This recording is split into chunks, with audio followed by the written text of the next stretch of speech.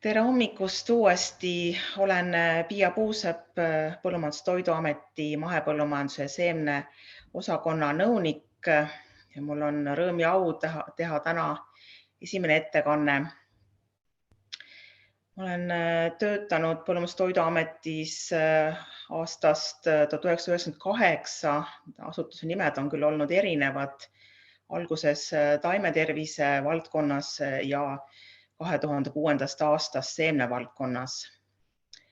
Kogemus on suhteliselt pikaajaline ja olen rõõmuga valmis vastama teie küsimustele, kui need tekivad ettekande ajal.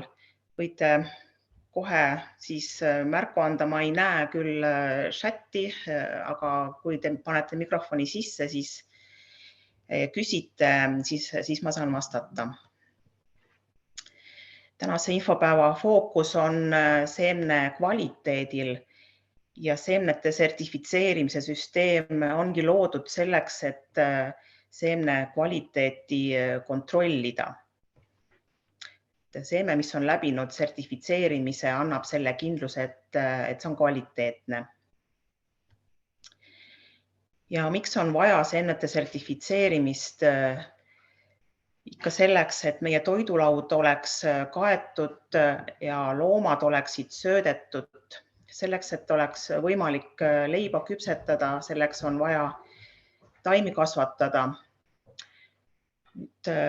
Leivavili ei tärka niisama mullast, vaid on vaja seemet külvata.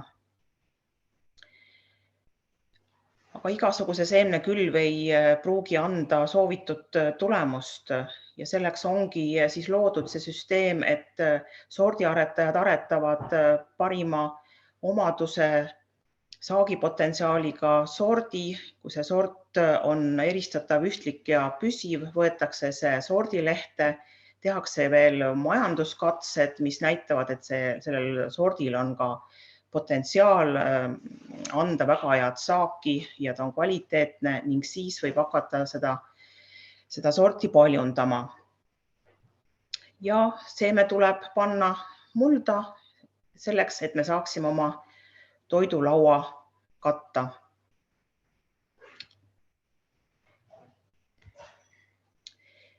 Minu ettekanne on seemnete sertifitseerimisest Eestis ja esiteks ma natukene selgitan meie korraldust siin Eestis. Sertifitseerimise pädev asutus on Põllumajandus-Toiduamet, kes siis sordiomaniku esindaja säilitaja taotluse alusel korraldab sertifitseerimist. Ja esimesed 4 punkti ongi Põllumajandus-Toiduameti töölaual. Kõigepealt me koolitame põldtunnustajaid ja kui on põldtunnustaja läbinud koolituse, siis ta võib taotleda tegevusluba ja selle väljastame siis meie ja ka meie ametnikud põldtunnustavad ja teostavad järelevalvet põldtunnustajate üle. Kuid kõik, mis on seotud nüüd katsetegevuse ja laborianalüüsidega, on Põllumajandusuuringute Keskuse käes ja sealt tulevad andmed on siis meil aluseks sertifitseerimise otsuse tegemisel.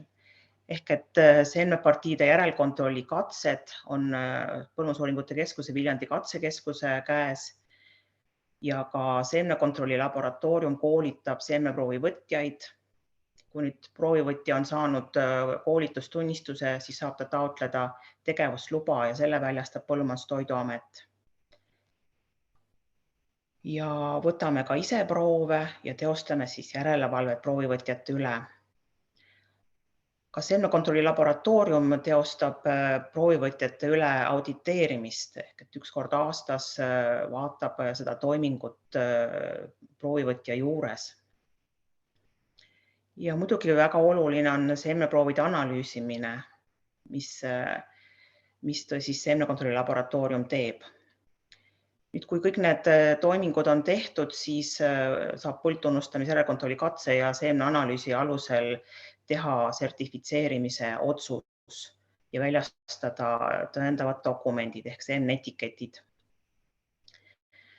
Kui seeme ei läbi sertifitseerimist, siis me teeme sertifitseerimata jätmise otsuse.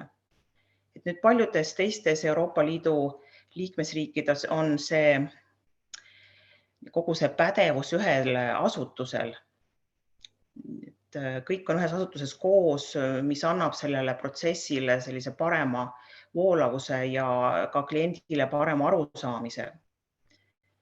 Aga Eestis on ta nii korraldatud ja peame sellega toime tulema.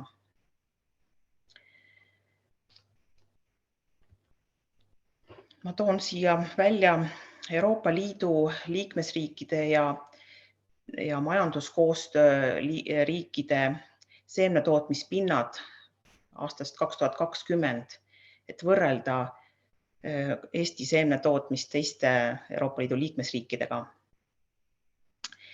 Et kui te vaatate, siis kõige suurem seemnetootmisala on Prantsusmaal.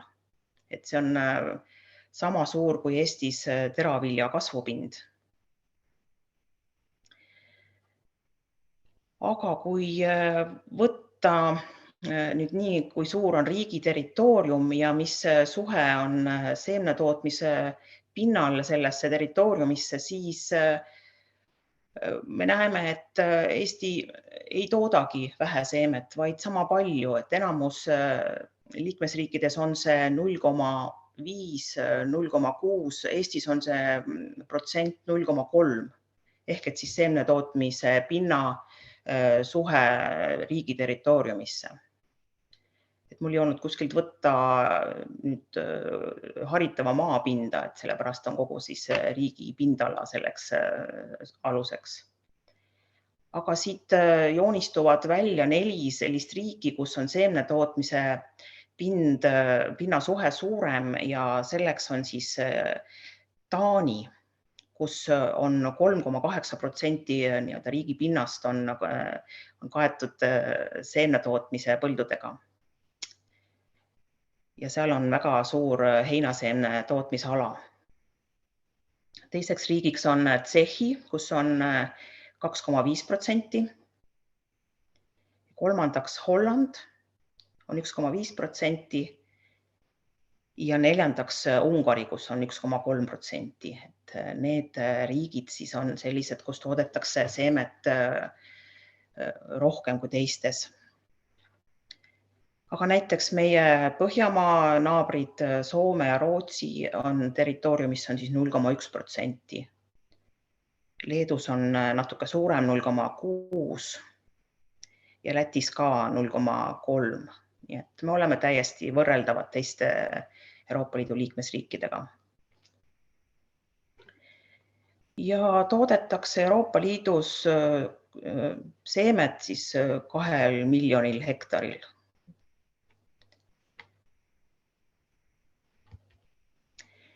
Eesti kuulub ka OECD seemneskeemi osalusriikide hulka. Seemneskeem on loodud selleks, et soodustada ja kaasa aidata seemne vabale liikumisele, kiirendada seemne jõudmist ühest riigist teise. Selleks on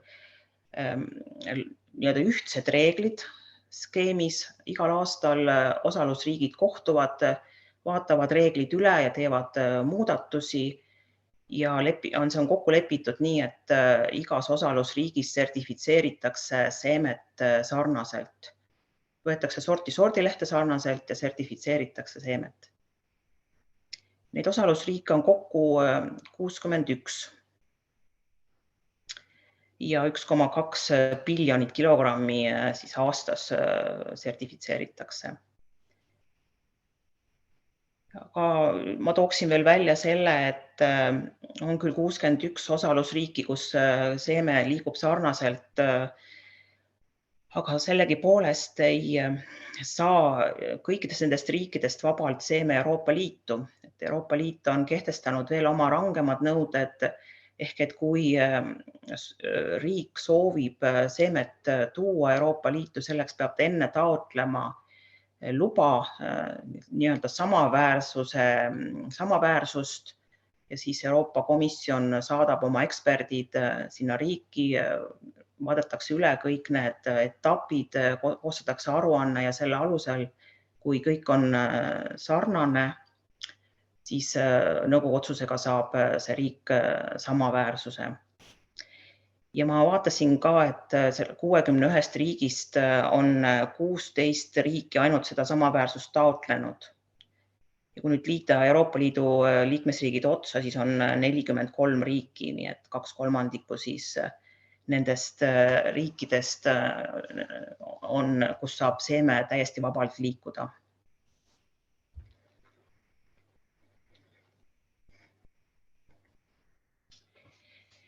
Seemnete sertifitseerimine tugineb 3 kujundlikult öeldes sambale. Põldtunnustamine, järelkontrolli katse ja seemneproovi võtmine ja analüüsimine. Kui nüüd üks nendest sammastest on nõrk või logiseb, siis kogu süsteem vajub viltu. Selle tõttu on oluline, et iga etapp, iga sammas töötaks maksimaalselt hästi. Kui põldtunnustamine ja seemneproovi võtmine on toimingud, mida võivad ka seemnetootjad ise teha, kui nad on läbinud koolituse ja saanud tegevusloa, siis järelkontrolli katse on selline lüli, mis on just nagu ehitatud sertifitseerimise või pädeva asutuse jaoks kindlustunde saamiseks, et sort on sordiehtne ja puhas ning seda toimingut ei ole ette nähtud välja volitada. See peab olema pädeva asutuse käes, riigi käes.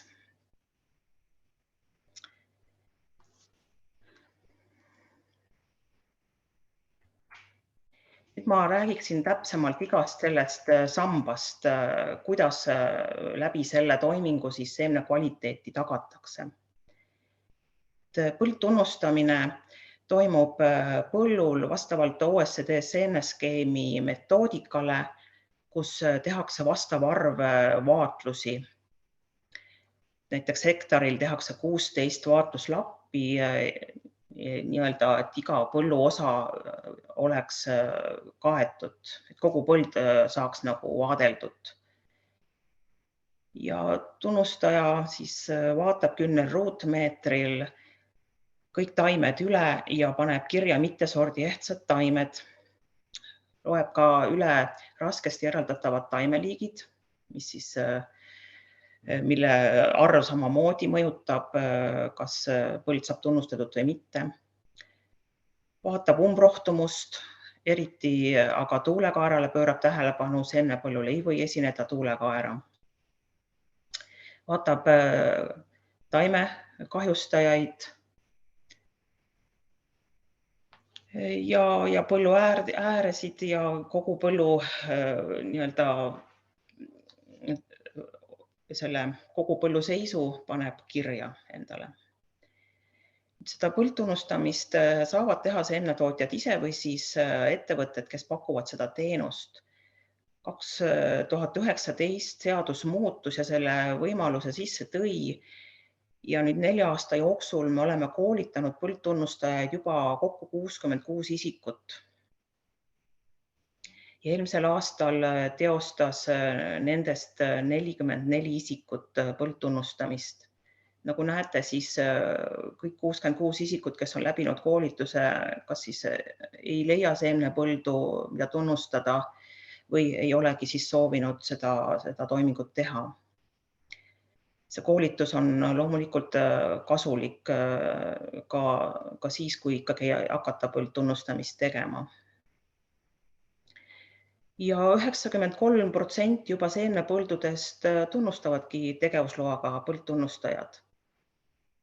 Seaduse järgi peab tegema ametnik tunnustamist nendel põldudel, mis on aretusseemne ja supereliidiga külvatud, aga kõik sealt edasi on siis lubatud tegevusloaga põldtunnustajal.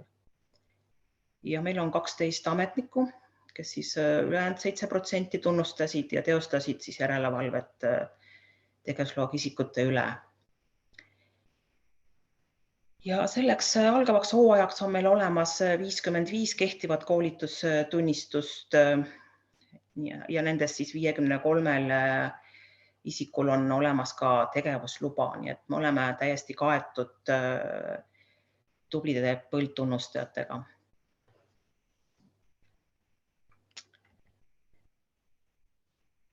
Nüüd meie ülesanne siis Põllumajandustoiduametis on teha järelevalvet põldtunnustajate üle ja vähemalt 5% ulatuses iga põldtunnustaja tööst.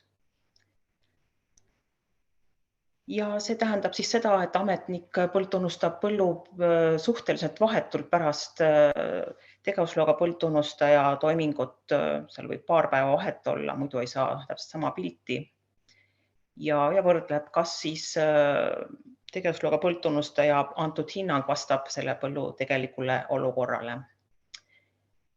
Ja mis on need sagedasemad probleemid, mis me oleme leidnud, on ikkagi kõige rohkem on erinevust tuulekaera leidudes. Ametnik leiab tuulekaera, mis ei ole tegevusloaga põldtunnustaja kirja pannud. Siin ühel pildil näete, kus on punase lindiga, biolaguneva lindiga märgistatud tuulekaerad. Tuulekaer tuleb põllust välja kitkuda, kui seda ei ole võimalik teha, siis see põlluala praakida. Teiseks on olnud probleemiks raskesti eraldatavate taimeliikide ja sordi puhtusel vahet tegemine. Et on olnud olukordi, kus on praagitud põld sordi puhtusega, aga tegelikult on seal esinenud raskesti eraldatav taimeliik, mis siis on näiteks nisuodras või odernisus, rukkisnisus, triticale. Siin pildil te näete, kus on nisu, on taliodras. Ja kui neid raskesti eraldatavat taimeliike on sellisel määral, et on näha, et seda ei ole sorteerimise käigus võimalik ikkagi välja võtta, siis ei ole mõtet põldu tunnustada. Siis on olnud vahemanõuded kirja panemata, ehk et oluline ristolmnevate kultuuride puhul vaadata, kas on samaliigiline põld, kui kaugel on samaliigiline põld, ja see kirja panna, ja kui see samaliigiline põld on selle sama sordi, sama kategooria, siis ei ole probleemi. Aga kui ei ole, siis on vaja see vahemaa välja praakida põllust. Siin üleval pildil on näha siis mittesordi ehtne põld, kus on väga palju sees siis neid mittesordi ehtsaid taimi, mis on ka läinud praakimisse, ja siin all on lendnõgi odras.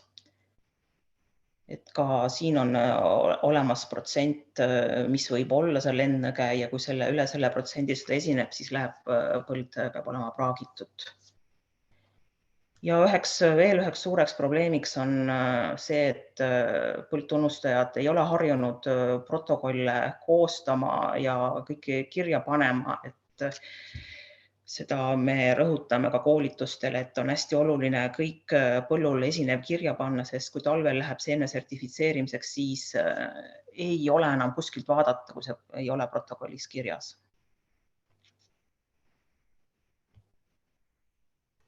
Teine sammas, järelkontrolli katse, mida teostab Viljandi katsekeskus, on kõik paljundatavad seemnepartiid pool proovist läheb Viljandi katsekeskusse külvi ning kõige olulisem on see, et selle sordi standardproov on siis see, millega võrreldakse.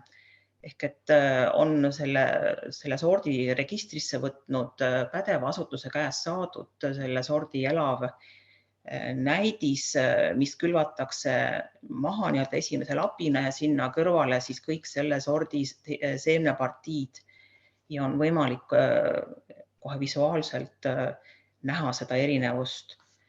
Ja kõik mittesordi ehtsad taimed märgistatakse, siin on näha sellise punase lõngaga ja loetakse üle, ja kui neid mittesordi ehtsaid on üle teatud määra, siis annab Viljandi katsekeskus kohe meile märku ja me saame siis selle seemnepõllu, mis on paralleelselt kuskil kasvamas, samuti üle vaadata ja praakida, kui seal on samamoodi mittesordi ehtsaid taimi ülemäära.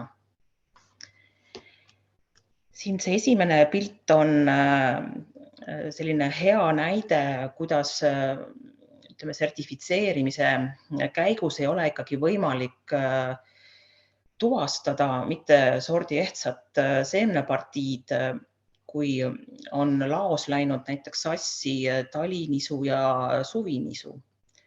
Siis see, kui põllult jõuab lattu ja laos hakatakse sorteerima, on see kõik seemnetootja vastutus ja kui proovivõtja tuleb, siis ta võtab proovi sealt, kus seemnetootja näitab, et tal peab olema partii ilusti valmis pandud ja öeldud, et see on see partii. Nüüd siin on näha, kuidas on sertifitseeritud talinisu, suvinisu pähe. Laboris ju ka analüüsi käigus ei ole võimalik nisusorti eristada, et ainult järelkontrolli katse annab selle kätte. Kui nüüd see talinisu on siin külvatud järelkontrolli katsesse kevadel, siis ta ei jõua võrsumisfaasist kaugemale ja kohe on näha, et ei ole see sort, see suvinisusort, mis sertifitseeriti. Ja siis saab kohe seemnepartii kehtetuks tunnistatud.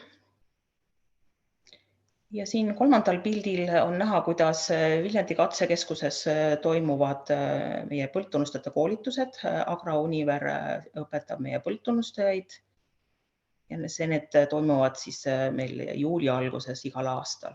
Et tunnustajad saaksid enne hooaega silma jälle õigeks, et sordi tunnuseid põllul ära tunda. Nüüd kolmas sammas on seemneproovi võtmine, kus seemnekontrolli laboratoorium koolitab ettevõtjaid või teenusepakkujaid. Ja meil on Eestis 30 isikut selle koolituse läbinud ja hetkel on 27 kehtiva tunnistusega proovivõtjat, kes ka tegutsevad. Siin ma tahan rõhutada seda, et proovivõtjal peab olema teatud maht neid proove aastas, et saada see kogemus ja säilitada kvalifikatsioon.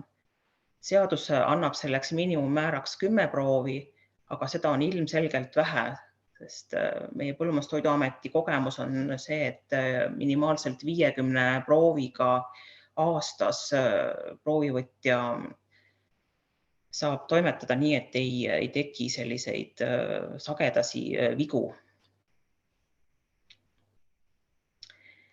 Ja siin pildil on näha proovijagaja, selline kõige lihtsam variant, kus siis valatakse proov jagaja peale ja tehakse siis sektorid, mis võetakse prooviks.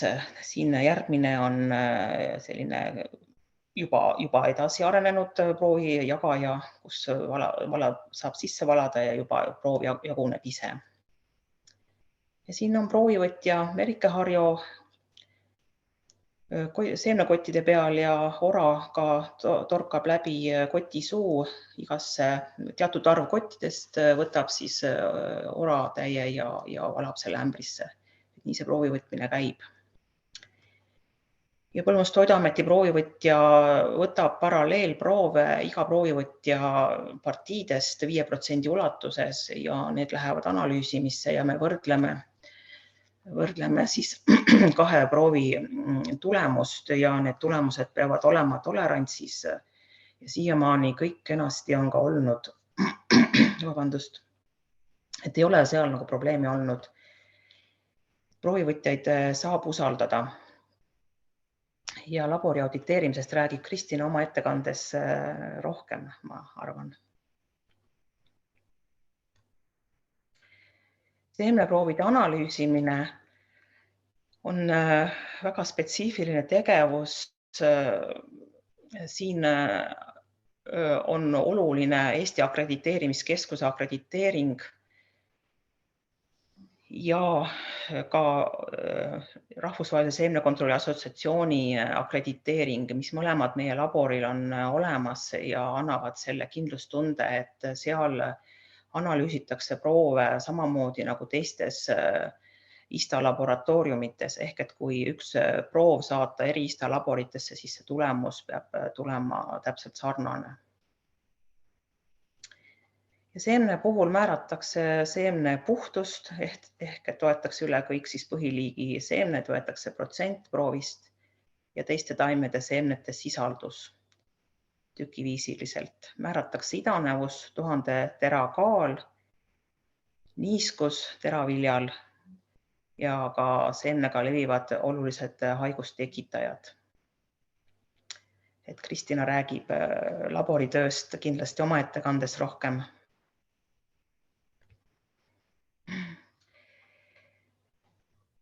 Nüüd tahaksin välja tuua 2 olulist seemne sertifitseerimist lihtsustavat ja kiirendavat vahendit, mida võiks meie ettevõtetes olla rohkem kasutuses. Esimene on automaatne seemneproovi võtmise seade, mis siis paigaldatakse peale sorteeri ja sealt siis kui liigub pakendi poole või punkri poole, siis sealt võetakse teatud aja tagant väikene proovivõetis ja koguneb kogu see proov, selle partii kohta iseloomulik proov kokku ja seda saab jagada siis ja saata laborisse ja ei peagi oraga proove võtma. Et see oluliselt lihtsustab proovi võtmist. Meil on Eestis 2 ettevõtet, kus on see seade kasutuses. Et siin võiks olla rohkemates ettevõtetesse investeering tehtud. Ja teiseks on etiketi printer ja vastavad värvi etiketi põhjad. Et Eestis on juba aastast 2011 võimalik seemnetootjal ise etiketid välja printida, kuid seda ei ole väga aktiivselt kasutatud pikalt. Seadusega on etiketi väljastamise kohustus Põllumajandus-Toiduametil ja meie väljastamegi need etiketid ja kui ettevõtjal on endal printer olemas, me väljastame need etiketid PDF-failina ja läbi menetlussüsteemi on need ettevõtjal kohe kättesaadavad järgmisel hetkel. Meil on 5 ettevõtet, kes on endale printeri ostnud.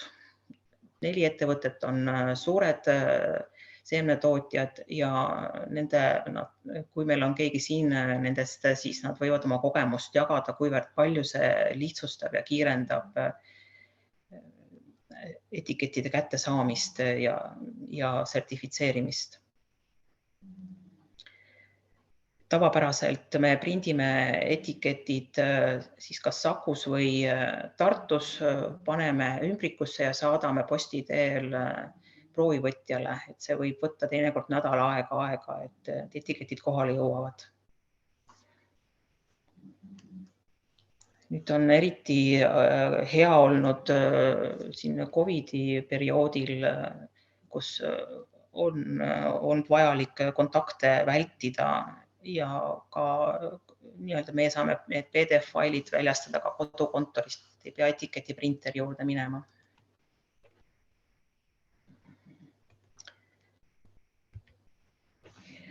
Ja siin viimase slaidina näitan, mida me Eestis sertifitseerime, peamiselt teraviljakultuurid, oder, nisu, kaer, veidi vähem rukist, tritikaalet.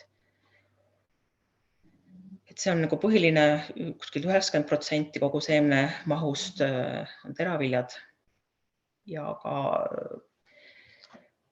on kaunviljad, põld, uba ja hernes, mille kasvatamine vahepeal oli suures tõusujoones, kuid herne ja oa sertifitseerimine, selle idanevuse klassi saamine on suhteliselt keeruline, mistõttu paljud eriti oa seemnepartiid langevad sertifitseerimisest välja. Heintaimi on meil ka, arvan, piisaval määral, et lihtsalt need kogused on siin väiksed võrreldes teravilja kaaluga, aga on nii timutit, ristikut, lutserni ja teisi heintaimi meil sertifitseerimises. Mida nüüd Eestis sertifitseerita, on rapsiseeme. Et rapsil on hübriidsordid, mille paljundamine on keerukas ja Eestis ei ole seemnetootjad võtnud seda teha. Seal on hästi oluline pidada vahemaa nõuetest kinni, sest nii kui rapsipõld saab võõrtolmu, nii sellest ei tule enam õiget seemet. Mistõttu kogu rapsiseeme tuleb meile teistest Euroopa Liidu liikmesriikidest sisse. Mis muidugi paneb meid mõtlema, et kui peaks tekkima kriisiolukord, siis meil ei ole siin Eestis kohe rapsiseemet võtta ja külvata. Õlikultuuridest on meil veel kanepit. On meil uus kanepisort Eestis. Eelmisel aastal oli paljunduses. Ja sojaoba veidi on olnud. Ja talirüpsi veidikene. Ja siin esimeses siis lahtris või siin all näete siis aastate kaupa, saagiaastate kaupa neid sertifitseerimise mahte tonnides.